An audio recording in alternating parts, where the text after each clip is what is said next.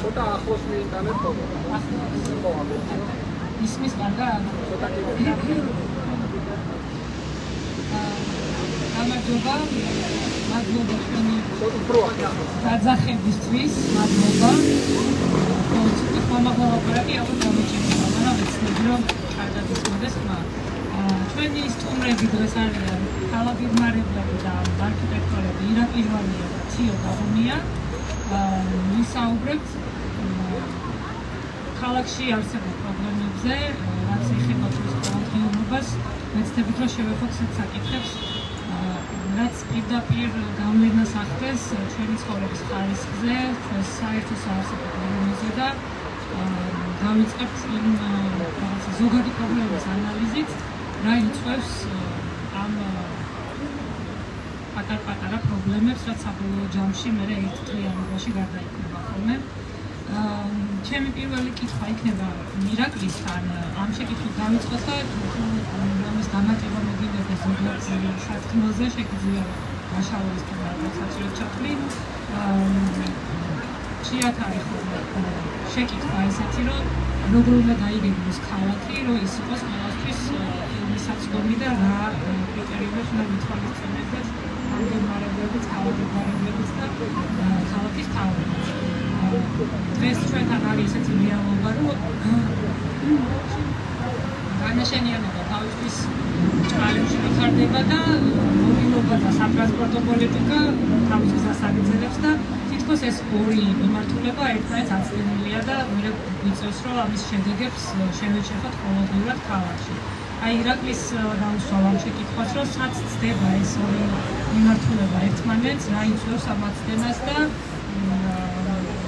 რა პრობლემებში ითარგმნება მერე ეს ქალაქში და ყოველდღიურობაში შენი პრაქტიკაში. არაუშინებს. ალბათ იქიდან უნდა დავიწყოთ, რომ ბოლო წლების განმავლობაში ეს ორი სიტყვა, რაც ხშირად გვესმის, სატრანსპორტო პოლიტიკა, ესე ცალკე აღებული, განცალკევებულად არ არსებობს და არ შეიძლება განიხილო როგორც ცალკე რაღაცა ერთი მიმართულების პოლიტიკა, იმიტომ რომ ქალაქში ბევრი სხვადასხვა სფერო არის ერთმანეთზე გადაჯანმრთელი, ცალკე აღებული სხვა სექტორებიდან გავლენების გარეშე ერთ-ერთი სფერო ვერ მისაუბრებს. ამიტომ ტრანსპორტი ბევრ რამეზე არის დამოკიდებული, ისევე როგორც სხვა რაღაცები არის ტრანსპორტზე. უბრალოდ სიტყვა იქნება მობილობა. ურბანული მობილობა, ანუ ტრანსპორტი არის მოტორიზებული გადაადგილების საშუალებები სხვადასხვა სახის, როგორც ავტომობილი შეიძლება საჯარო ტრანსპორტიც იყოს, თუმცა მობილობაში იგულისხმება ამასთან ერთად ველოსიპედით გადაადგილება და ფეხით გადაადგილება, რაც ყველაზე მთავარია. პოლიტიკა შეიძლება გავარკვათ მთლიანად ურბანული განვითარების პოლიტიკას, ასე ერთიანად რო ავიღოთ, რომელსაც აქვს სხვადასხვა კომპონენტები და მათ შორის არის მობილობა. ის, რაც ბოლო წლებში თბილისში თვალს ვადევნებთ, რასაც სატრანსპორტო პოლიტიკას უძახის ჩვენს და თბილისელებიც, ძირითადად გამოიხატება საჯარო ტრანსპორტის გაძლიერებაში, ამით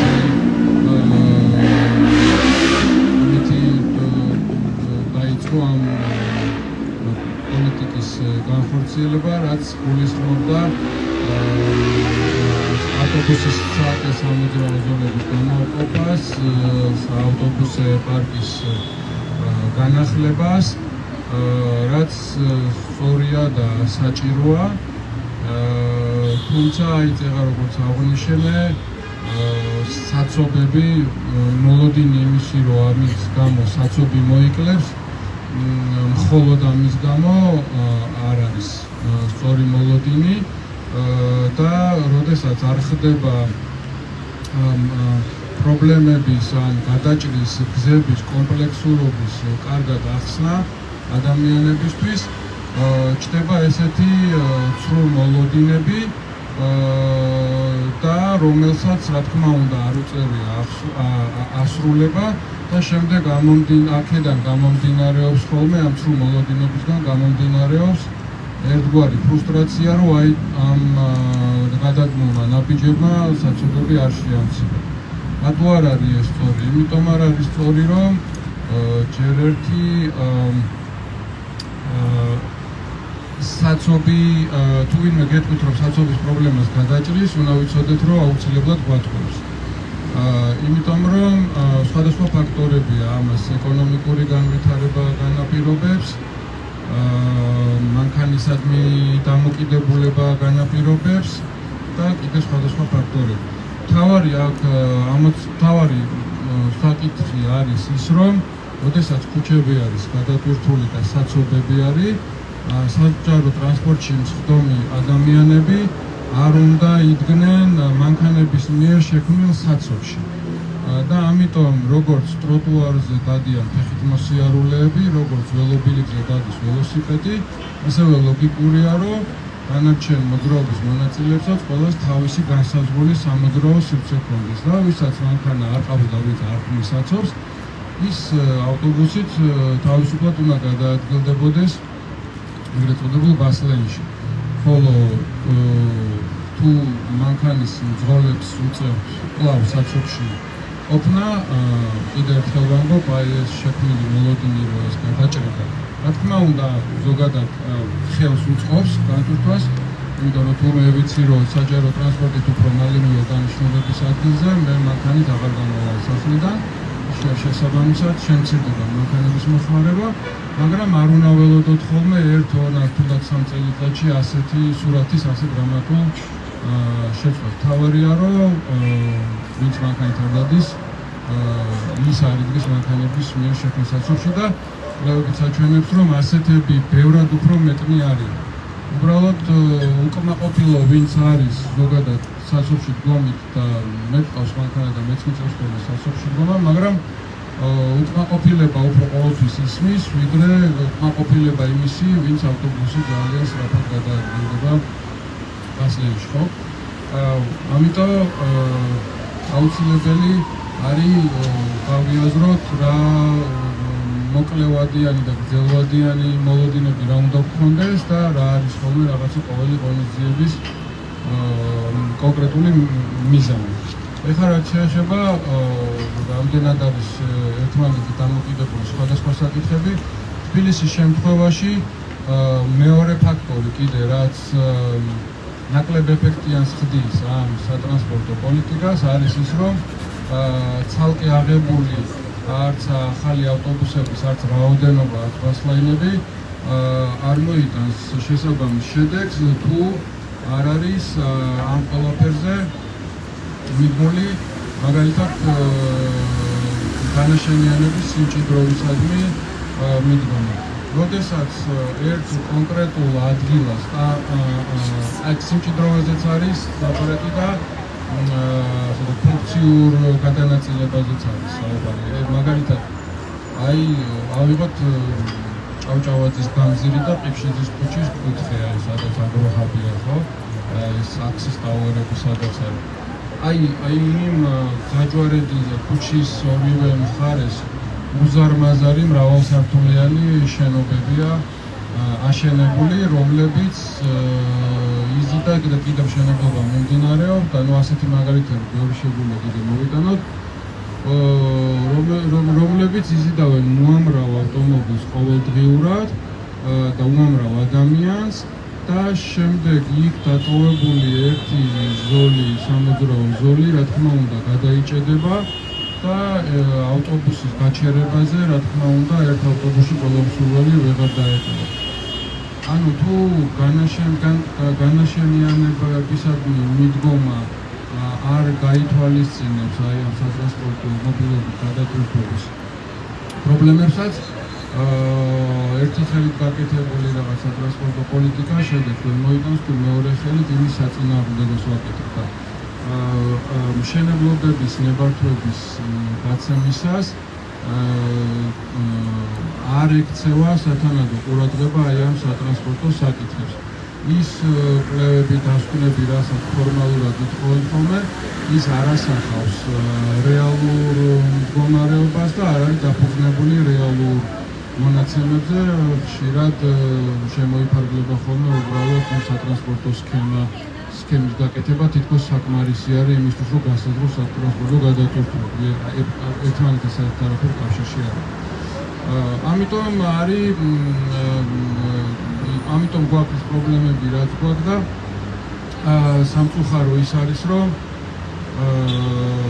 ერთი რაღაც საქმე, რომელიც თითქოს და თავიდან რაღაცა სწორი მიმართულებით მიდის, ამ საქმის წარუმატებლობა განპირობებულია სხვა მიდგომებით, იგივე თქვათ განაშენიანების ან ქალაქის ფუნქციური ზონირების საკითხებში და ამგვარად ისეთი მოსახლეობის იმ ნაწილისთვის, რომელსაც შეიძლება არ ესმოდეს ეს საკმაოდ რთული, კომპლექსური, ქალაქგანვითარებითი საკითხები, მისთვის დადებითი შედეგი არ დგება და ხდება აი ამ სატრანსპორტო პოლიტიკის, ასე ვთქვათ, რასაც უძახით, მობილობისადმი აი ამ სწორი რაღაც გარკვეული გადაგმული ნაბიჯების დისკრედიტაცია ხალხის თვალში და მე ყველას გონია, რომ ეს არ მუშაობს და იდეა თითქოს და წარუმატებელი იყო, ამ დროს ამაში არ არის საქმე. მაგალითად, რო ავიღოთ რა იწვევს ამ სატრანსპორტო ნაკადებს, გარდა იმისა, რომ უზარმაზარი მშენებლობების კონცენტრაცია ხდება კონკრეტულ ადგილებზე და ეს მაგნიტივით იზიდავს ამ ნაკადებს. დაუშვათ არ არის ქალაქში პოლიცენტრიული განვითარება არა და რომელიც მოქმედი გეგმის ერთ-ერთი ძირითადი პრინციპი იყო. რას ნიშნავს ეს? აი მაგალითად საახალწლო პერიოდში საშობაო ბაზრობები ან საშობაო სოფელი მარტო ქალაქის ცენტრშია და როგორც დიდი დიღმიდან ისე ვარკეთილიდან მოსახლეობა მოდის ცენტრში. რა თქმა უნდა, იმ პერიოდში აბსოლუტურად კატასტროფული მდგომარეობა იქნება მობილობის კუთხით. არა და პოლიცენტრიულობა და მრავალი ცენტრი იმას ნიშნავს, რომ ქალაქის რამდენიმე ნაწილში უნდა იყოს ესეთი მინი ცენტრები, სადაც იქნება ვაჭრობის, საცხოვრებელი, გასართობი, კულტურული და სხვადასხვა ფუნქციები განვითარებული იმისთვის, რომ უახლოეს ასეთ პატარა მინი ცენტრთან კონდეს წვდომა მოსახლეობას და არ უწევდეს ყველას მაინდამაინც ერთ ადგილში თავშეყრა.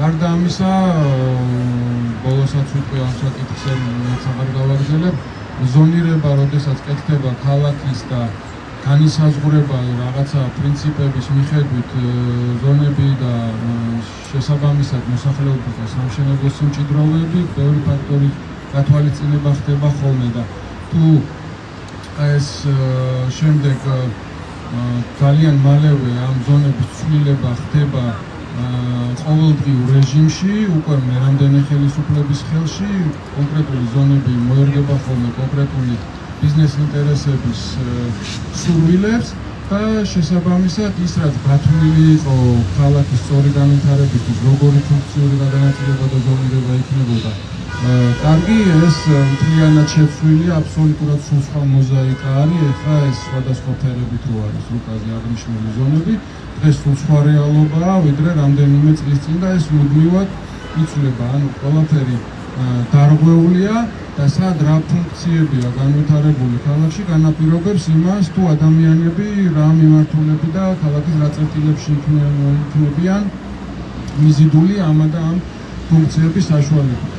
შესაბამისად, ეს ყველაფერი როცა არეულია, რა თქმა უნდა, გვაქვს ქაოსი და გასვლის სახით შეგვიძლია ვთქვათ, რომ ეს ყველაფერი განაშენიანების და მოსახლეობის სიმჭიდროვისადმი მიდგომები, მშენებლობის ნებართვები, ზონირების ცვლილებები არის სრულიად საპირისპირო იმისა, რაც დაუშვათ სატრანსპორტო პოლიტიკის მიხედვით არის დასახული მიზნები და ამიტომ ის ვერ იქნება წარმატებული. ის არის რაღაცა ერთი წარდგენილი კონსული და შესაბამისად ეს კომპლექსურობა თუ არ იქნება გათვალისწინებული, შედეგებს ვერ მივიღებთ.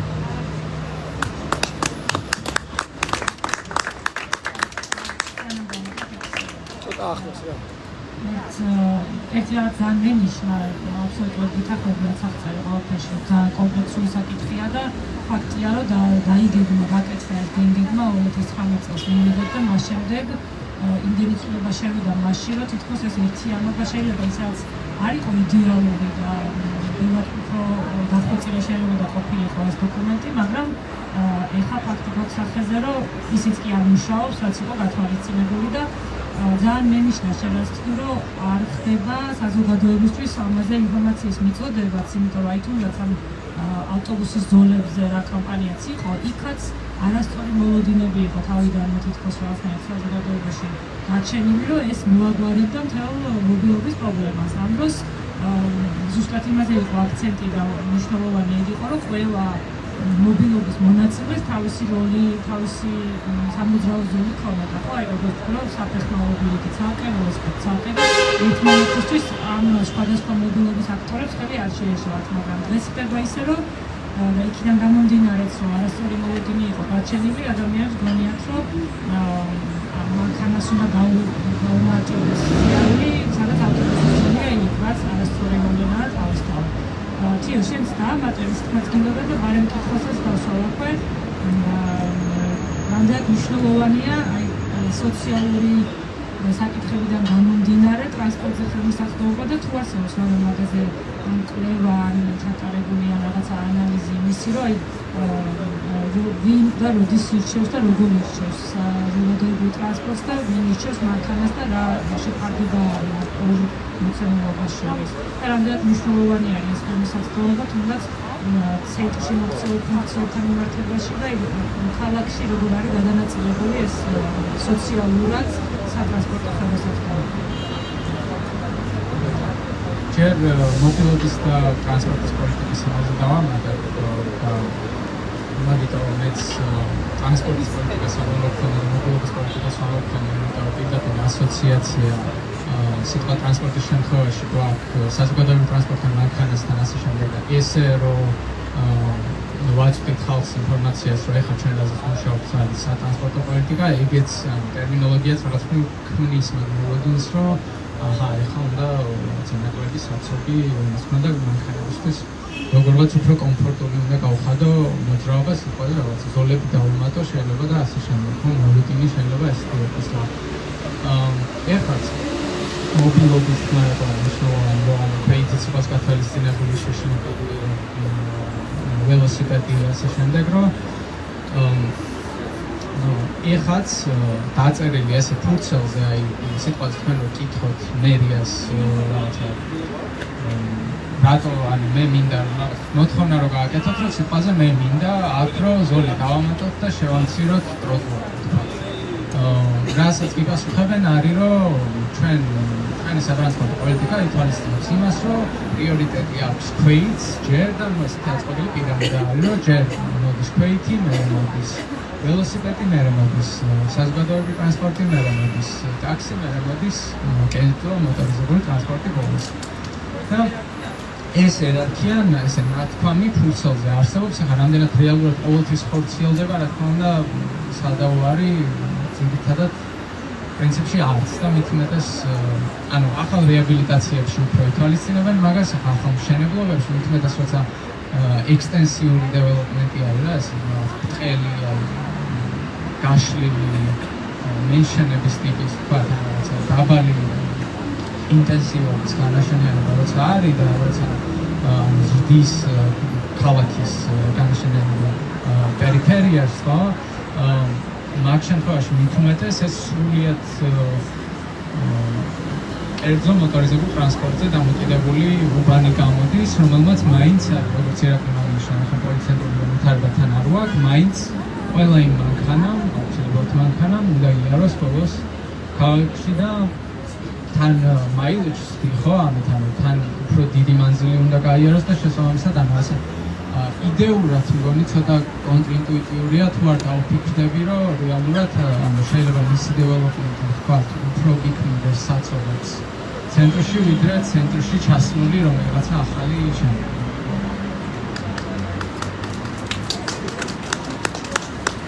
და რაც იკითხე ამასთან დაკავშირებით, რა თქმა უნდა, ძალიან პირდაპირად დაკავშირებული არის თუნდაც შემოსავალი ტრანსპორტთან მისაწვდომობასთან. იმიტომ რომ ძირითადად ყველაფერი ჩვენთან, რაც ახალი რეაბილიტაცია არ არის ვთქვათ, ძირითადად ყველაფერი მანქანაზე არის აწყობილი უმრავლესად. ტროტუარები ხან ვიწროა, ძირითადად ვიწროა, მე ვიტყოდი რეკომენდირებულზე ვიწროა, ანუ სიტყვა მარტივისთვის, რასაც ვიღებთ ხოლმე იდეა ტროტუარისთვის, იდეალურ შემთხვევაში არის რომ ორი ეტლით მოსარგებლე ადამიანები შეხვდეს ერთმანეთს საპირისპირო მიმართულებით, ერთმანეთს გვერდით დაუვარონ, ისე რომ ქუჩაზე ჩასვლა ერთად ამოუწიოს, ან უკან სახლში წასვლა. და ჩვენ შემთხვევაში არის რომ რაღაცა შეიძლება მეტრი იყოს, შეიძლება მოკლები იყოს ეს ტროტუარი, პანდუსები არ იქნება, ტაქტიკური ფილები არ იქნება, ხედავება დაქვეითებული ადამიანებისთვის რომ გაიგონ რომ როდის არის ბარიერი, როდის არის გადასასვლელი, როდის რაღაცა. რა თქმა უნდა ველობილიკები ძირითადად არ არის და უწევთ ან ტროტუარის სივრცის აღება, ან მანქანის სივრცის აღება და იქვე მოძრაობა, რაც ძალიან სახიფათო არის, რომელიც ველოსიპედ მანქანებთან ერთად განსაკუთრებით ჩვენ პირობებში დაარჩენია. და ანუ ნიშნავს იმას, რომ შენ უნდა გქონდეს ფული, რომ მანქანა ყავდეს, რომ ბენზინი მიხადო, ან ტაქსი ჩვეულებრივ. გარდა მაგისა, ახლა რა თქმა უნდა კვლევები არის მაგაზე, როგორ რა ტიპის ხალხი დადის ძირითადად მანქანით, რა ტიპის ხალხი დადის ძირითადად ავტობუსით და ასე შემდეგ, რა თქმა უნდა, ასაკოვანი ხალხში უფრო და ქალებში უფრო ხშირი არის საზოგადოებრივი ტრანსპორტის გამოყენება შედარებით, კაცებში და ანუ საშუალო ასაკის შედარებით მაღალ შემოსავლიან კაცებში არის ყველაზე ხშირი მანქანით დაბალ ან მოკლე მანძილებზე მანქანით, რაც ძალიან დიდი ფაქტორი არის თუნდაც საცხოვრების შექმნის შემთხვევაში. და კონკრეტულად ბასაინებზეც ახლა ესე ხო, რა თქმა უნდა, პირდაპირ ზეგავლენა ესე მარტივად საცობებზე არ აქვს და ეგ არ არის ამოცანა ამ გეგმარი, უფრო მისაწვდომობა არის, უფრო უსაფრთხოება არის, უნდა იყოს ყოველ შემთხვევაში. მაგრამ გარდა მაგისა, ავტობუსის იმასაც შვება, რომ რეალურად ავტობუსის ზოლს ბევრად მეტი ადამიანი გადაყავს, ან ადამიანებით რო დავთვალოთ, ბევრად უფრო მაღალი capacity აქვს, ბევრად უფრო მაღალი შესაძლებლობა აქვს იმისა, რაღაც დროში ბევრად მეტი ხალხი გაატაროს, ვიდრე მანქანის ზოლს. მაგალითად, ჩვენთან თუ სწორედ მახსოვს, საშუალოდ ერთ მანქანაში არის 1.5 ადამიანი, რაც ნიშნავს, რომ ორ მანქანაში 3 ადამიანი ზის საშუალოდ, რაც იკავებს, რავი, ერთი 8-მეტრიანი ავტობუსის ზონას, რომელსაც შეუძლია გადაიყვანოს ტრამვაი.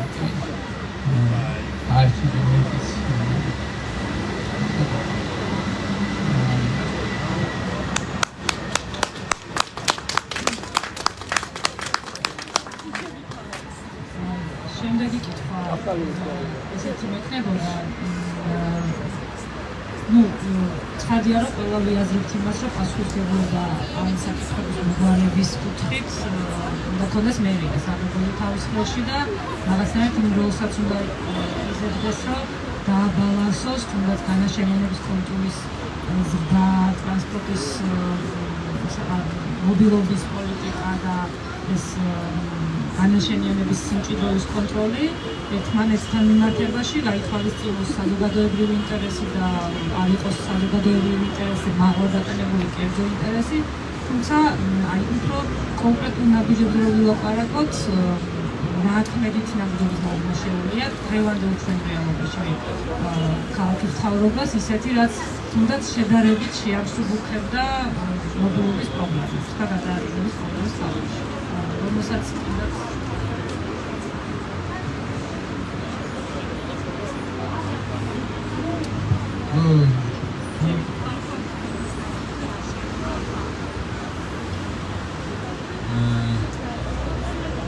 რაც უფრო მეტი დრო გადის, იმდენად უფრო მეტად უარესდება სიტუაცია. რაც უფრო, იმიტომ რომ ამ დროში ხდება ყოველდღიურად ისეთი არასწორი გადაწყვეტილებების მიღება, რომელიც ძალიან ხშირ შემთხვევაში შეუქცევადად აზიანებს ხოლმე რაღაცებს. რაღაც ინფრასტრუქტურა რო შენდება, არასწორად როცა კეთდება, იმას მერე ხო ვეღარ შეცვლი. ხო, ეს სამართალი არ არის. ამიტომ რა ნაბიჯები უნდა გადაიღოს? ალბათ ერთი ნებისმიერი ადამიანისთვის ძალიან რთული იქნება რა თქვა. და მე არ ვიცი, ამას ჭირდება ძალიან დიდი მრავალდისციპლინური გუნდის და სხვადასხვა პროფესიონალების მონაწილეობით ძალიან ბევრი მუშაობა, გმარებელი, ტრანსპორტის სპეციალისტი, ინფრასტრუქტურის, საინჟინრო ინფრასტრუქტურის სპეციალისტები, რა ვიცი, სოციოლოგები და ბევრი სხვა. პირველ რიგში ალბათ ის, რაზეც წეღან ვისაუბრე, როდესაც მობილობაზე ვსაუბრობთ, აი წეღან თქვით, რომ გადამეტებული სიმჭიდროვეების მშენებლობები არ უნდა ხდებოდეს, ამას რა ვიცი 20 წელზე მეტია უკვე ვიძახით, შედეგი სახეზეა, რაც მოაქვს ამას, ეს ცნობილი კაორის მომატების პრაქტიკა, რომელსაც სხვადასხვა სახეცვლილებები აქვს ხოლმე წლების მიხედვით, თუმცა რომელიც ბოლომდე შეჩერებული არ არის. ხო, ეს კოეფიციენტები განისაზღვრება სხვადასხვა პარამეტრების გათვალისწინებით და შემდეგ ხდება ამ პარამეტრების რამდენჯერმე გადამეტება. ეს არ უნდა ხდებოდეს, ქალაქში სხვადასხვა ფუნქციების განაწილებაზეც ვილაპარაკეთ. თეომაც აღნიშნა, რომ ერთ-ერთი მნიშვნელოვანი პრობლემა არის სუბურბანიზაცია, ეს არის ქალაქის განაშენიანების კონტურის გარეთ გასული განვითარება და სხვათა შორის ესეც ერთ-ერთი პრინციპი იყო კომპაქტური ქალაქი.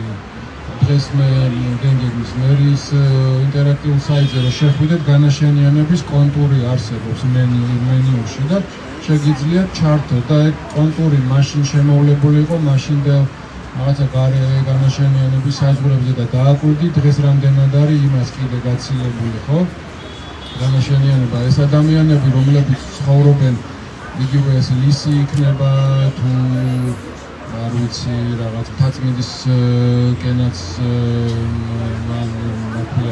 ტაბახნელასკენ დასახლებები, ტრადიციული სოფლები იყო, მაგრამ მე ვგულისხმობ ახალ სუბურბანულ დასახლებებზე, რომლებიც კიდე ვითარდება ნაფეთრებისკენაც მიმდინარეობს მშენებლობები. იქ, სადაც ადრე არაფერი არ იყო და იქ, სადაც შეიძლება ყველგან უმეტეს ადგილში ტრანსპორტი არ მიდის, საჯარო ტრანსპორტი, ავტობუსები არ მიდის. ეს დასახლებები არის უმეტესად მაღალშემოსავლიანი ფენისთვის, რომლებიც დადიან მანქანებით. და შესაბამისად ხანხარისებური მიგრაცია ჰქვია ამას, დილის საათებში ყველა მიდის ქალაქის ცენტრისკენ, საკუთარი მანქანებით ჭედავენ ერთ მიმართულებას და საღამოს ბრუნდებიან ცენტრიდან ქალაქის განაპირა დასახლებებისკენ და მეორე მხარეს ჭედავენ ხოლმე. აქედან წარმოიქმნება მეტი გამონაბოლქვი, აქედან თუ სადმე არ არის ჯერ კიდევ ავტობუსის ზოლი, ზიანდება ის ხალხი, ვინც საჯარო ტრანსპორტით დადის და გარდა ამისა ძალიან მნიშვნელოვანია კიდე ერთი საკითხი, რომ ესეთ განაპირა ტერიტორიებზე ინფრასტრუქტურის და კომუნიკაციების მიყვანა არის საკმაოდ მაღალი ხარჯიანი. ეს იქნება ინფრასტრუქტურა, გაზი, თუ წყალი და სანიაღვრე და ასე შემდეგ, ამაში იხარჯება უამრავი გადამხდელის ფული, როცა რეალურად მოსახლეობის ძალიან პატარა პროცენტისთვის იხარჯება ეს ფული და ეს ფული აყრდნება ქალაქის მოსახლეობის უმეტეს ნაწილს, იმისთვის რომ ქალაქში არსებულ პრობლემებზე ხდებოდეს კონცენტრირება და ამ ფულის დახარჯვა. სხვათა შორის რამდენიმე წლის წინ, უკვე 10 წელია დასული, პროექტთან დაკავშირებით უცხოელი კოლეგა იყო ჩამოსული და ქალაქი რომ დავათვალიერეთ, მაშინ იწყებოდა ლისთან ვაშლი ჯვარიდან მისასვლელი გზის გაყვანა. და თქვა, რომ საერთოდ რატო უშვებსო ქალაქი ესეთ ტერიტორიების განაშენიანებასო, როგორ უშვებსო და ზუსტად რამდენიმე დღის წინ მაშინდელმა მერმა ნორმანიამ თქვა, რომ ისე მეუთხარი პირიქით მერმა 3 დღის წინ გამოაცხადა, რომ ისეთი კაიუბანი შენდება, რომ მან გზას მერია მიიყვანსო და გადის და როგორ უკაცო ხალხი ბიუჯეტის ფულითო კერძო დასახლებასთან მიყავთ გზაო? ხო და ნუ აი ფოტო შორს წამივიდა ეს საუბარი, მაგრამ კარგად წავიდა. მე მგონი რაღაც რა შემძელი ჩამოვაყალიბო, რაღაც კალოდიგნარებითი ძირითადი ეს არასწორად მიმართულებით მიღებული გადაწყვეტილებები, რომლის შეჩერება ყოველდღე გვიანდება, მაგრამ მაინც არასდროს არ არის გვიანი.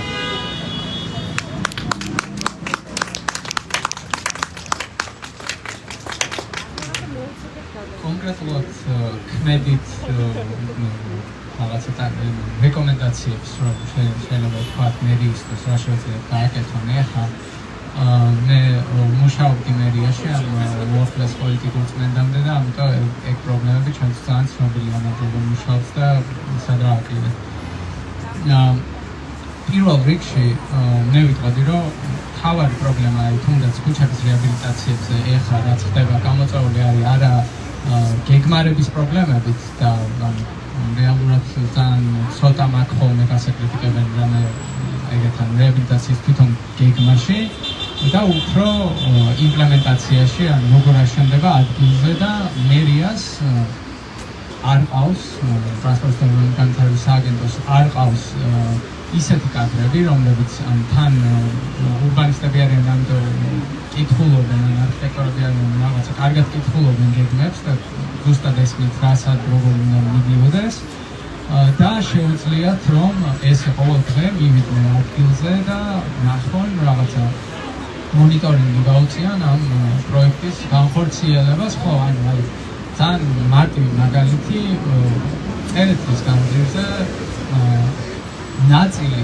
ანუ წერეთის გამზირის საბოლოო სქემა გაიგზავნა ანუ შენებელ კომპანიებთან, ვინც ვისაც უნდა განახორციელებინა ადგილზე ინფრასტრუქტურა, ვისაც უნდა მოეწყო დასაშენე 4-ჯერ რაღაცა და სხვადასხვა კომპანია აკეთებდა სხვადასხვა ნაწილს და ისე აირია, რომ დღესდღეობით წერეთელი ნაწილი არის ძველი გეგმით, ნაწილი განახლებული და ნაწილი საბოლოოდ.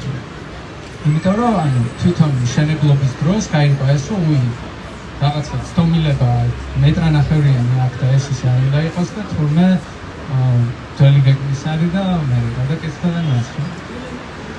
ხო, ანუ ეს ვერ ხერხდება რა, ანუ კოორდინაციაში სერიოზული პრობლემა არის ხოლმე და საბოლოოდ ვიღებ ეგეთ შედეგებს, როგორც არის წერეთელზე გარკვეული ცნობილებები ვთქვათ. და გარდა მაგისა კიდევ ერთი მნიშვნელოვანი პრობლემა, რაც საბედნიეროდ ახლა მუშაობენ, არის რომ არ არსებობს საერთო მოძველებულია და ასე ალაგ-ალაგ არის და ვიღაცა რას ხმარობს ქუჩის დიზაინის გაიდლაინების დოკუმენტი, ან რაღაც 51 როგორც არის არქიტექტურის სიტყვაზე. ეგეთი ქუჩის დიზაინზე, ანუ არსებობს რაღაცა საფრთხე სნიპები, არსებობს რაღაცა გერმანული სტანდარტები, რომელსაც ხმარობთ ხოლმე, არსებობს რაღაც სხვა, მაგრამ ზოგ ქუჩას აკეთებს კონკრეტულად მერია, ზოგ ქუჩას აკეთებს ის რა ქვია, გამგეობა, რომელიღაცა უბნის და ნუ ასე შემდეგ, ანუ სხვადასხვა ადგილებში შეიძლება სხვადასხვანაირ გეგმარებას წააწყდა, იმიტომ რომ რაღაც საერთო სტანდარტი, რომელსაც კონტრაქტორ კომპანიებსაც გაუგზავნი მერიასაც ექნება, გამგეობებსაც ექნება და ასე შემდეგ, ვინც კი შეიძლება შეეხოს საზღვაო სივრცეს, ეგეთი რამე ჯერჯერობით არ არსებობს. და ნუ რაც არსებობს არის ზოგი ძალიან ძველი, საბჭოთა დროინდელი, ზოგი რაღაცა და აი რაღაცა ერთი მარტივი მაგალითი მახსენდება, მაგ ისე რამდენად არათანხმდროში არის ვინაიდან სტანდარტი, რომელსაც ვიყენებთ შუქნიშნების ბოძების დასადგამად, თქვათ. არის ძალიან ძველი და ნუ არ იყო მაშინ გათვალისწინებული, რა თქმა უნდა, ის რომ შეიძლება შუქნიშანზე იყოს ხმოვანი სიგნალი. ანუ ხმოვანი სიგნალი ხალხისთვის ვინც ესე კარგად შეიძლება ვერ დაინახოს, ან შეიძლება საერთოდ ვერ დაინახოს, ქუჩაზე რომ გადადის, უნდა კონდეს ხმოვანი სიგნალი, რისკენაც წავა.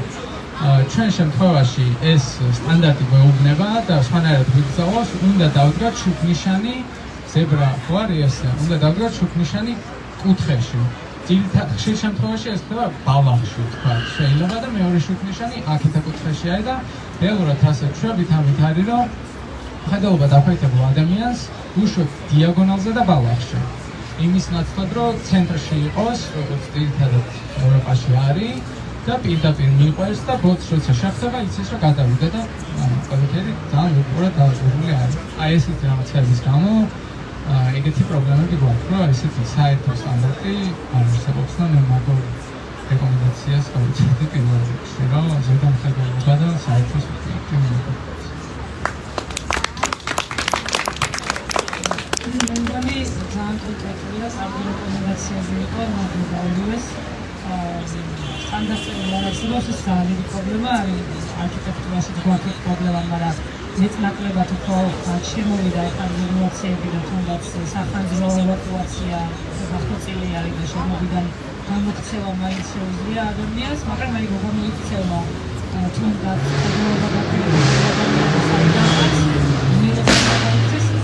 მიღებული არ არის და ძალიან სერიოზული რისკის შემცველი არის რეალურად ეს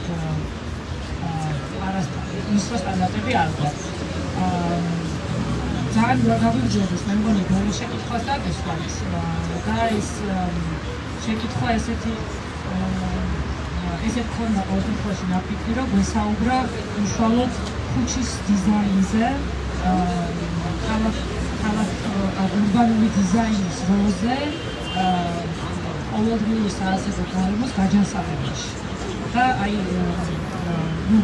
ცხადია, რომ ჩვენ ახლა ისეთ რეალობის წინაშე ვართ, რაღაც გლობალურ და ზოგადად პოლიტიკურ საკითხებში და პრობლემა და აქედან გამომდინარე რაღაც თუნდაც იგივე ამ მოპირკეთებებზე ან რაღაც შუქნიშნის პოზიციებზე ლაპარაკი შეიძლება არც ვიდეს ხოლმე, მაგრამ ინდა ცოტა ინფორმაცია ამაზე ისედაც და ინდა თავგანვითარებაზე, თუნდაც ქუჩის დიზაინზე საერთოდ არავინ არ საუბრობს არცად, რომ გონია რომ საზოგადოებასაც არ აქვს გაცნობიერებული რა როლი აქვს რეალურად თუნდაც ქუჩის მოპირკეთების ან ტროტუარის სიმაღლეს ან შუქნიშნის გოძის მდებარეობას ქალაქის უკეთესი ყოფისთვის. ხო, აი რახან ვახსენე უკვე ბევრი რამე, ამაში შემიძლია გავაგზავნო და რა თქმა უნდა, აი მე ვფიქრობ საერთოდ, რომ ჩემი იდეა ეს არ არის, რომ მეტწილად, როდესაც ადამიანს არ მოწონს ან არ მოწონს ქალაქი, იგულისხმება, რომ მოწონს ან არ მოწონს ქუჩები. ძირითადი მთავარი საჯარო სივრცე ქალაქისთვის არის ქუჩები, 80%-ზე მეტი არის ქუჩები. და როცა ქუჩები კარგია, ქალაქზე ამბობენ, რომ კარგია, ლამაზია, უსაფრთხოა, ნიშნავს, რომ ქუჩები არის უსაფრთხო და ქუჩები არის ლამაზი. და ზოგადად ქუჩის დიზაინს ძალიან დიდი ზეგავლენა აქვს, როგორც რაღაცა თუნდაც აი მაგალითად ტემპერატურის კონტროლზე სიტყვაზე ძალიან დიდი განსხვავება შეიძლება იყოს ქუჩაზე, რომელზეც კარგად არის ხეები, ვთქვათ, და ქუჩას შეიძლება პარალელური ქუჩა იყოს და რაღაცა 7 გრადუსი განსხვავება გქონდეს, იმიტომ რომ ერთგან არის ჭრილი და არის ხეები და მეორეგან არ არის. წყალდიდობების კონტროლზე, იმიტომ რომ ხა ჩვენ შემთხვევაში ცუდს რასაც ვაკეთებთ ახალ რეაბილიტაციებში და კარგი რაც გავაკეთებთ ჩემი აზრით, მაგალითად ჭავჭავაძის შემთხვევაში არის რომ ტროტუარებზე გვაქვს ფილები, რომელშიც წყალს შეუძლია რომ ჩავიდეს. ახალ რეაბილიტაციებში რასაც ვაკეთებთ არის რომ გზა არის ასფალტი, ტროტუარები არის ასფალტი და ვერსად ვერ მიდის წყალი. გარდა ამისა ეს ხეები რაც გვაქვს დარგული რა ის აქვს, და ბორდიური აქვს და ცოტა ამაღლებულზე არის, რომ წყალი იქ ჩავიდეს. რაც იდეაში პირიქით უნდა იყოს, ან დონეზე უნდა იყოს, ან მიკროფონით უნდა იყოს, რომ წყალი პირიქით მანდაც ჩავიდეს და გარკვეული სივრცე იმისთვის უნდა იყოს, ან ღია მიწა მაგის გარშემოც უნდა იყოს, რომ მანდაც წყალი ჩავიდეს. ესე იგი ძალიან დიდი მნიშვნელობა აქვს მაგასაც, იმიტომ რომ საერთო ჯამში რომ შეეჭამა ტროტუარები, თქვათ, ძალიან დიდ ადგილს იკავებს და იქ მიწაც რაც ხეებისთვის არის გამოყოფილი ქუჩებზე ძალიან დიდ მანძილს იკავებს და მარტო წყალარინების სისტემაზე ასე რეალურ წყალარინების სისტემაზე არ ხარ დამოკიდებული, არამედ თვითონ ტროტუარშიც და ხეებში და ასე შემდეგ ბუნებრივადაც ასევე ჩადის წყალი და მაგითაც აკონტროლებული. რა თქმა უნდა, ხმაურზე აქვს ძალიან დიდი ზეგავლენა და მაგასთან პირდაპირ კავშირი აქვს კომფორტთან, იქ ცხოვრობ. ჰაერზე, რა თქმა უნდა, იმიტომ რომ მანქანებზე დამოკიდებული როცა არის როცა არის ქალაქი, ბევრად უფრო ცუდი ჰაერი გვაქვს, როდესაც საზოგადოებრივ ტრანსპორტზე და ველოსიპედზე და ფეხმოვანზე და ასე შემდეგ არის დამოკიდებული მეტწილად, რა თქმა უნდა, ხა მანქანებს ბოლომდე ვერ ჩავყავთ, აქვს თავისი ადგილი ქალაქში, მაგრამ ჩვენ შემთხვევაში ძალიან დიდი ნაწილი უკავია, რასაც არ ვისაუბრებთ. ეკონომიკურადაც რა თქმა უნდა ძალიან დიდი ზეგავლენა აქვს, და უსაფრთხოების კუთხით. ახლა ჩვენ უსაფრთხოების კუთხით მაინც კარგი სიტუაცია არ გვაქვს. თბილისში დაახლოებით 100 ადამიანი ხდება ავტოავარიის შედეგად ყოველ წელს, რაც რაღაცა გერმანიის რამე ქალაქს შევადაროთ per capita არის 5-ჯერ მეტი ჩვენთან. სხვა ქალაქებს შევადაროთ, შეიძლება კიდევ მეტიც იყოს.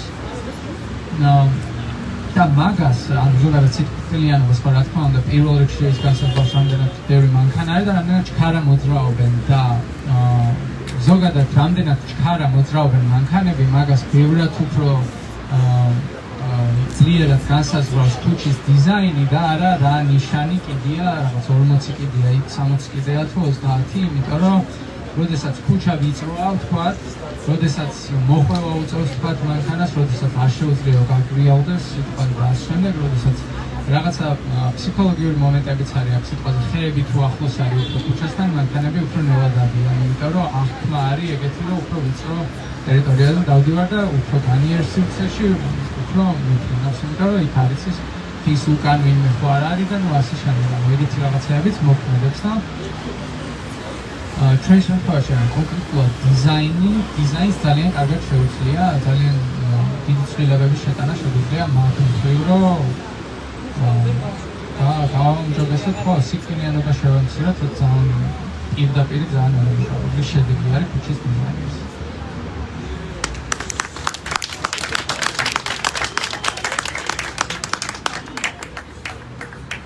მეც ჯერ თბილისის ქუჩების რეაბილიტაციის რაღაც დეტალებს შევეხები და მე ცოტა ზოგადად საკითხებს. აი მაგალითად ახლა ახსენეთ ჭავჭავაძეზე ფილები. მე მაგალითად ჭავჭავაძე ფილები ძალიან არ მომწონს, იმიტომ რომ განსაკუთრებით წვიმაში ძალიან სრიალებს ფეხში. მოჭიდება ხავიანი უნდა იყოს ტროტუარის ზედაპირი იმისთვის, რომ რაღაც მოჭიდება ქონდეს განსაკუთრებით როდესაც სველა. ძალიან ასე ხერხით გაფრიალებული ბოდიში მეტლახივით არ შეიძლება ქუჩაში ზამთარში და წვიმიან ამინჩი განსაკუთრებით. ძალიან კარგი საკითხია ფილებს შორის ღარები. ოღონდ დიდი მნიშვნელობა აქვს მაგალითად ევროპაში უმეტესად სადაც ფილები არის ან მოედნებზე როგორც წესი პირველ რიგში ისიც უნდა ვთქვათ რომ ესე გვირიან ფილას, ქვის ფილას არავინ არ აგებს უზარმაზარ გამზირზე, იმიტომ რომ ძალიან დიდი ხარჯია. ბევრად ნაკლები ღირებულების მასალის გამოყენება შეიძლება და არ არის საჭირო. ფერი არ უნდა იყოს ღია, რომ ადვილად არ ატალახდეს და არ აჭრელდეს, ცოტა შედარებით მუქი და ერთიანი ფერი უნდა იყოს, ამასაც მნიშვნელობა აქვს. ფილებს შორის ღარები მნიშვნელოვანია წვიმის წყლის შეწყობის კუთხით, ძალიან დიდი რაოდენობით წყალი გადის, მეც კი წარმოგვიდგენია ამ ღარებში, რომელიც აკლდება სანიაღვრეს. და ასევე ხეებზე, ფოთლებზე, ფოთოლზე წვეთების დარჩენილი ისინი რომ შეკრიბო, ტონობით წყალი გამოვა, ერთი პატარა საშუალო ქალაქის ქუჩა რო აიღო. ასევე ტონობით წყალი გამოვა, რაც კაფენილის ღარებში ჩადის და ეს ყველაფერი უკვე სანიაღვრეს აცილებული არის, ამასაც მნიშვნელობა აქვს. გააჩნია ეს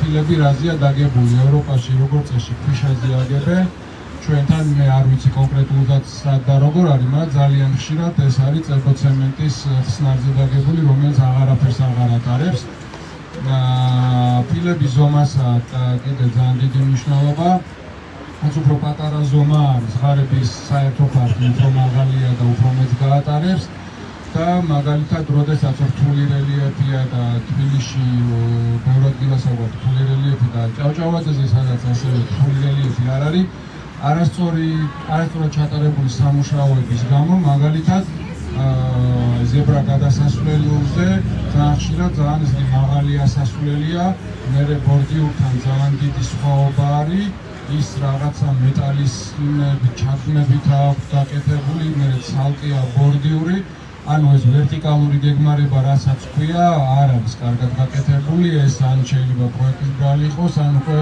ადგილზე არასწორად ჩატარებული სამუშაოები და მე როგორც მოერგო და როგორც გამოვიდა, ისე დაასრულეს. ესეთ ადგილებზე მაგალითად სადაც ცოტა ესეთი ამობურცული ან დაღმართია, იქ რო დიდი ფილებია დაგებული, ესეთი ტეხილებია გაჩენილი, ამ დროს რაც უფრო პატარა ფილა იქნება, უფრო შეამჩნეველი და გლუვი გადასვლა იქნება.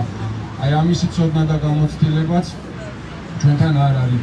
აი პეკინის გამზირზე მაგალითად ფალიაშვილის ქუჩაზე არის შემთხვევა, როდესაც ტროტუარი და საგზაო სამოძრაო ნაწილი აბსოლუტურად ერთ სიმაღლეზეა და ბორდიურის ქვა არის ამოსული. ან ტროტუარი კი არ არის აწეული, ბორდიურის ქვა ორივე მხრიდან ამოწეულია და მაგის გამო მაგალითად იყო რამდენიმე წლის წინ ძალიან დიდი წვიმების შედეგად ტროტუარს უნდა ჰქონდეს დაქანება გზისკენ, რომ წყალი ჩამოვიდეს ბორდიურზე და ჩავიდეს არხში.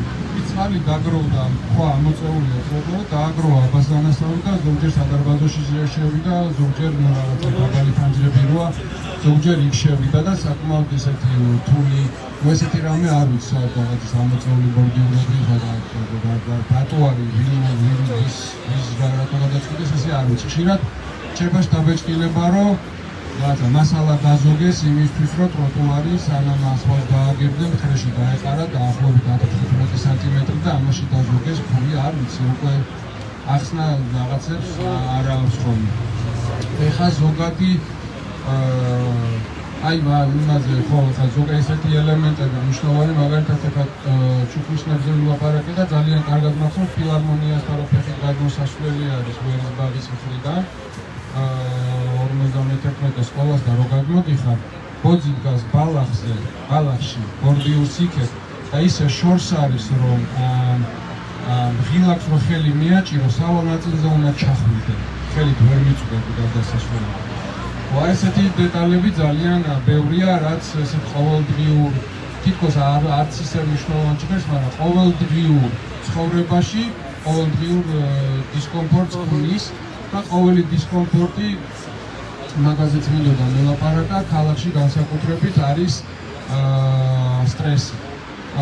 ეს სტრესი არის ძალიან სხვადასხვა სახის, განსაკუთრებით თანამედროვე ქალაქში, სადაც გიჟური ცხოვრების რიტმია, ბევრი ხმაურია და აი რამდენიმე დღის წინ ვკითხულობდი ძალიან საინტერესო სტატიას, BBC-ის სტატია, რომ დაადგინეს, რომ ხმაურმა შეიძლება გამოიწვიოს დემენცია და ალცჰაიმერის დაავადება. ქალაქს ძალიან არ ვაქცევ ყურადღებას იმას, რომ ადამიანს აქვს შეგრძნებები, ხო, ეს არის გემოყნოსვა, სმენა და ხედვა და შეხების შეგრძნება. აქედან ორი შეგრძნება მონაწილეობს ქალაქის აღქმაში, ეს არის სმენა და ეს არის ხედვა. ორივე ორგანო თავზე იმიტომ გვაქვს და ძირითადი პირდაპირ ახლოს არის ტვინთან და პირდაპირ სიგნალებს აძლევს ტვინს. ამაზე ძალიან კარგი კვლევები და შრომები და ამაზე დაფუძნებული პროექტები აქვს ცნობილ დანიელ урბან დიზაინერს იანგელს, რომლის ცოლიც არის ფსიქოლოგი და ისინი ერთად მუშაობენ. ამიტომ ჩვენ ვაქცევთ ყურადღებას, რას მივირთმევთ, ხმაური გვაწუხებს. როდესაც ყოველდღიურად დღეში რამდენჯერმე ესეთი ხმაური ის მიმართ რა თქმა უნდა, წლების განმავლობაში ჩვენი ნერვული სისტემა იტვირთება და ამას ნერვულმა დაავადებებმა კიდე შეიძლება გამოიწვიოს სხვადასხვა დაავადებები, რომელიც შეიძლება ვერც მივხვდეთ, რომ რაღაცა სამძლები ხმაურისგან არის გამოწვეული. თუ რაღაც ხმაურიან ადგილას ვარ, რაღაცა ყურის დამცავები არსებობს და თუმცა ქალაქში ყოველდღიურობაში ამას ყურადღებას არ ვაქცევ. აი პანდემიის დროს იყო პირველად რომ გამოვედით, მანქანები რო არ დადიოდა და ისეთი სიჩუმე იყო, რომ ძალიან უცნაური შეგრძნება დაგეუფლებოდა, ანუ ნორმალურ მდგომარეობას გადაჩვეულიყო და ეს დღის ბოლოს რომ დაღლილები მოვალ სახლში ჩვენ არ ვიცით, მაგრამ იმაში ერთ-ერთი მნიშვნელოვანი როლს თამაშობს ხმაური და აი დისკომფორტი, რომელიც ფეხით სიარულისას შეიძლება შევხვდეს. და რაც შეეხება ქალაქის ვიზუალურ აღქმას, ნებისმიერ აი ურბანულ დიზაინზე ვლაპარაკობდით და ეს სფერო და ეცნება ჩვენთან ნაკლებად არის გამოკლეული და ამაზე მუშაობა ნაკლებად მიდის და თვითონ ეს სიტყვა გვეუბნება ძალიან ბევრ ამას. მაგალითად ნებისმიერი ჩვენგან ნებისმიერი ადამიანი დიდ ყურადღებას აქცევს საკუთარ თავს, როგორ გამოიყურება, რაღაცა ესთეტიკის შეგრძნება გვაქვს. უყურებთ, რა ვიცი, ნივთებს აქვს როგორ დიზაინი, რაღაცა დილას ჩავიხედავ სარკეში, რაღაცნაირად გამოდივარ გარეთ და აქცევთ ყურადღებას რა როგორ გამოიყურება, მაგრამ არ ვფიქრობ იმდენად არ ვფიქრობ როგორ გამოიყურება ქალაქი და რა მნიშვნელობა აქვს ამას ადამიანის აღქმისთვის. აი, როდესაც ქუჩის დიზაინზე გვაქვს საუბარი, მაგალითად, ერთ-ერთი ძირითადი პრინციპი ეს უფრო ამერიკული მიდგომარი, ტროტუარი აღქმულია როგორც გარე ოთახი. წარმოვიდგინოთ ოთახი შედგება 4 სიბრტყისგან, ერთია იატაკი, მეორეა კედელი, მესამე არის ჭერი და მეოთხე ასევე კედელი, რომლებსაც ფანჯარა აქვს და რომლითაც ჩვენ გარე სამყაროს ვაკვირდებით. შესაბამისად, სამზარეულო აბაზანა საცხოვრებელი საძინებელია, იმის მიხედვით ვარჩევთ როგორი საფარი უნდა ქონდეს იატაკს და ასევე არის, ვილაპარაკეთ უკვე ამ საფარზე, მნიშვნელოვანი როგორი საფარი აქვს ტროტუარს. ჭერის ფუნქცია ძალიან ხშირად ასრულებს ხის ვარჯი და ფოთლები, აივნები, რომლებიც გადმოკიდებული არის ზედასართულებიდან და სარეკლამო აბრები. ამიტომ ყველაფერს აი ამას აქვს თავისი სტანდარტი, რამდენით უნდა იყოს გამოწეული, რა სიმაღლეზე უნდა იყოს განთავსებული, ხეებსაც როდესაც რგავენ. ახლა მაგალითად ერთ პროექტზე ვმუშაობ ბათუმში, სადაც ბათუმის მერია ძველი ბათუმის ქუჩებში ბევრი ხეები დარგო, მაგრამ ისეთ ვიწრო ქუჩებზე დარგო, რომ ხეები თავისი ნახევარი წაიღო ტროტუარისგან, მხოლოდ ერთი ადამიანი თუ გაივლის იმ ადგილას და პლუს ხის ვარჯი ისე დაბლა იწყება, რომ უკვე იმასაც თითქმის ნახევარი წაღებულია. ანუ ხეს თუ დარგავ, რაც შეიძლება რაც უფრო ვიწროა ქუჩა, უფრო წვრილი ტანი უნდა გქონდეს და მისი ვარჯი უნდა იშლებოდეს ადამიანის სიმაღლის ზემოთ, ამასაც აქვს თავისი დადგენილი ნორმები და სტანდარტები. მაგალითად, როდესაც პროექტდება შენობა, აქცევენ ყურადღებას რამხელა არის პირველი სართული, ეგრეთ წოდებული ground floor, იმიტომ რომ ერთი რაღაცა საშუალო სიგანის ტროტუარი რო ავიღოთ და ადამიანი გავაყენოთ კიდეში, თვალის ხედვის კუთხე, რომელიც ზემოთ 70 გრადუსია, ქვემოთ 50 გრადუსია, აი ამ დიაპაზონში რაც ხვდება ჩვენს თვალთა ხედვაში პირდაპირ გავლენა ჩვენს ვიზუალურ აღქმაზე და აი ამ დიაპაზონში არ უნდა იჭრებოდეს ელემენტები ძალიან ახლოს და ეს პირადი სივრცე შეიძლება ასე დავარქვათ, უნდა იყოს დაცული, როდესაც ხდება შენობის დაპროექტება და მისი განთავსება ქუჩაში.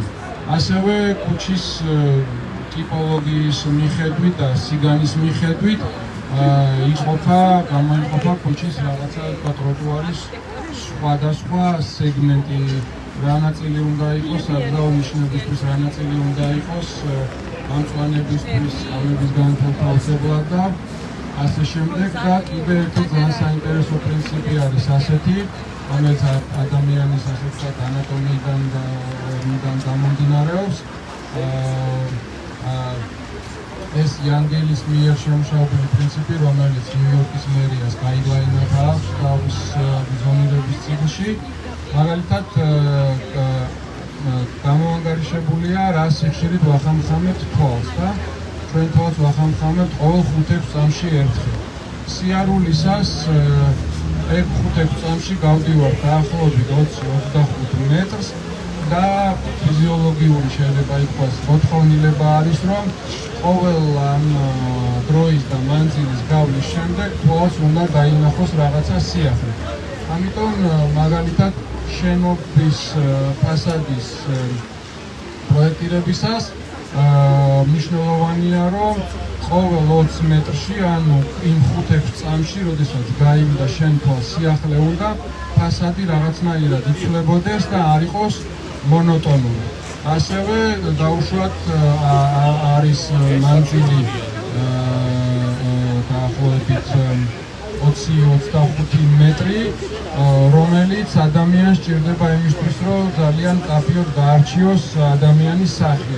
ამ დისტანციის იქით ადამიანის სახის გარჩევა ჭირს. ამიტომ უნდა იყოს მცდელობა, რომ ყოველ დაახლოებით აი ამ მანძილში ხდებოდეს შენობის არქიტექტურის ცვლილება და ყოველ 100 მეტრში კიდე რომელიც არის მაქსიმალური ხედვის დისტანცია, ყოველ 100 მეტრში ქუჩაში სივრცის დაგეგმვისას ვითვალისწინებდეთ რაღაცა ახალ სივრცეს ან რაღაცა ახალ კუთხეს, რომელიც აი ამ ჩვენ ნერვულ სისტემას და ელემენტარულ ანატომიურ-ფიზიოლოგიურ კომპონენტებს ითვალისწინებს და თუ ეს ყველაფერი ერთმანეთთან თანახვედრაშია, შესაბამისად ჩვენი ნერვული სისტემაც არის უფრო დამშვიდებული და ჩვენი ქალაქის აღქმა, ჩვენს მიერ ქალაქის აღქმა არის უფრო პოზიტიური და დღის ბოლოს ბევრად უფრო შეიძლება ითქვას კმაყოფილებას გამივხდით, რომ ასეთი პრინციპების გათვალისწინებით შექმნილ ქალაქში ბევრად სასიამოვნოა ყოფნა და ცხოვრება. მადლობა.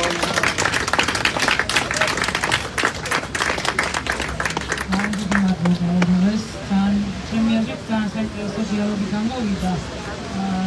აღარ გავაგრძელებთ მასთან გაწმენდა და იმდენ საინტერესო დეტალს შევხედე, რომ კიდე შეიძლება დაუსრულოთ ამაზე ლაპარაკი, მაგრამ ორ რაღაცას გამოყოფდა მალე მოვჩერდ. არა. თქვენი ორივეს ნათქვამები და რაც ყველაზე მეტად შეიძლება რომ ჩვენ ქალაქის მერიამ გაითვალისწინოს დავანებოს თავიდან რაღაცა პოლიტიკურ საკითხებს და თუნდაც უფრო სრულ მოსაგვარებელ პრობლემებს ელემენტარულად შესრულების ხარისხი აკონტროლოს და გაიგოს განერგოს რომელსაც ამ პატარ-პატარა, მაგრამ მნიშვნელოვან პრობლემებს მოაგვარებ და უკვე რაღაცა პოზიტიური ცვლილება შეიძლება რომ მივიღოთ ყოველდღიური გარემოს უკეთესობისკენ ფორმირებაში და რა ვიცი, ჩვენი ვალია ალბათ რომ მოთხოვოთ ეს, იმიტომ რომ თავისუფლებით ფაქტია, რომ არაკეთებია. ძალიან დიდი მადლობა, ციოს, ირაკლის და მადლობა.